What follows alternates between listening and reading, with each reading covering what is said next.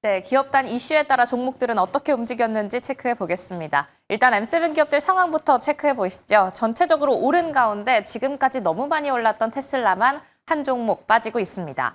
테슬라 같은 경우 개장 전부터 이런 이야기가 들려왔죠. 11월 유럽 판매가 여전히 부진한데 테슬라에 반해서 다른 전기차 업체들은 선방해주고 있다. 특히나 중국의 전기차 업체들이 좀 돋보인다라는 이야기가 나왔습니다.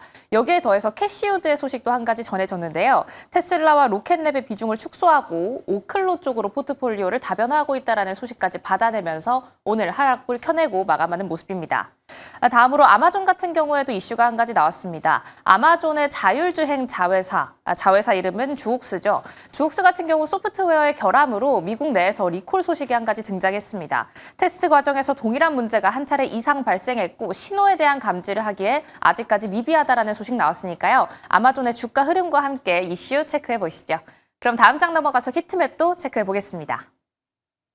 오늘의 히트맵 상황입니다. 전체적으로 초록불을 켜내고 있는 가운데 어제 짚어드렸던 소비재 단 오늘도 약간의 부진한 흐름을 안고 갑니다. 전체적인 이슈 한 가지씩 더 깊게 들어가 보시죠. 기술주 먼저 체크를 해볼 텐데요.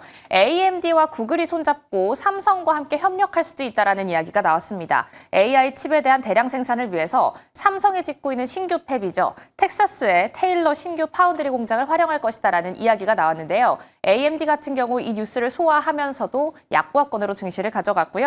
알리바바 같은 경우에는 AMD의 AI 칩 5만 개 구매설에도 불구하고 미국과 중국 간의 갈등, 그 안에 숨어있는 규제 우려감 받아내면서 장 전반적으로 하락불을 켜냈지만 장 막판으로 갈수록 상승불 켜내주면서 0.17%로 상승 마감했습니다.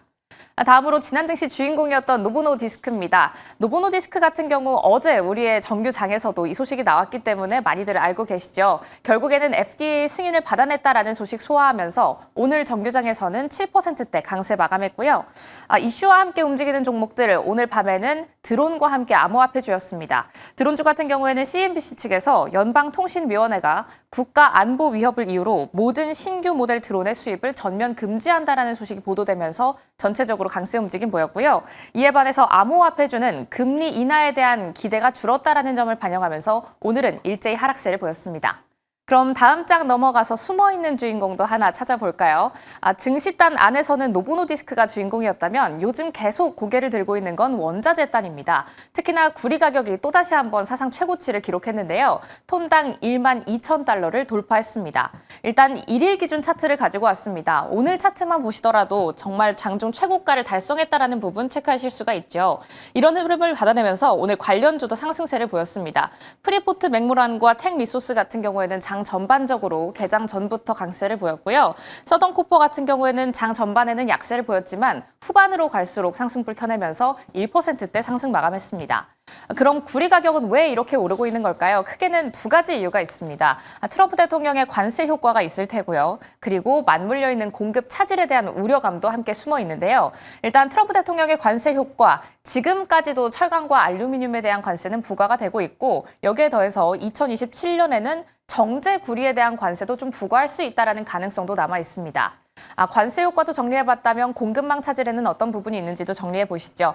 콩고부터 칠레, 인도네시아까지 우리가 예측할 수 없는, 물론 관세도 예측할 수 없지만 예측할 수 없는 지정학적인 리스크가 숨어 있습니다.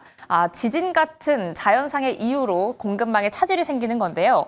5월에 지진, 그리고 7월에는 폭발 사고, 9월에는 대규모 산사태까지 일어나면서 지금 현재 도이치뱅크 측에서는 세계 주요 광산업체가 내년에도 추가적인 차질이 생길 수 있다. 내년에도 공급이 약간 줄어들 수 있다라고 이야기하고 있으니까요. 원자재의 흐름까지 함께 챙겨가시기 바랍니다. 이렇게 노보노디스크와 숨어있던 주인공이었던 원자재 흐름까지 체크해봤습니다. 이제 본격적인 투자 중심 잡으러 가시죠.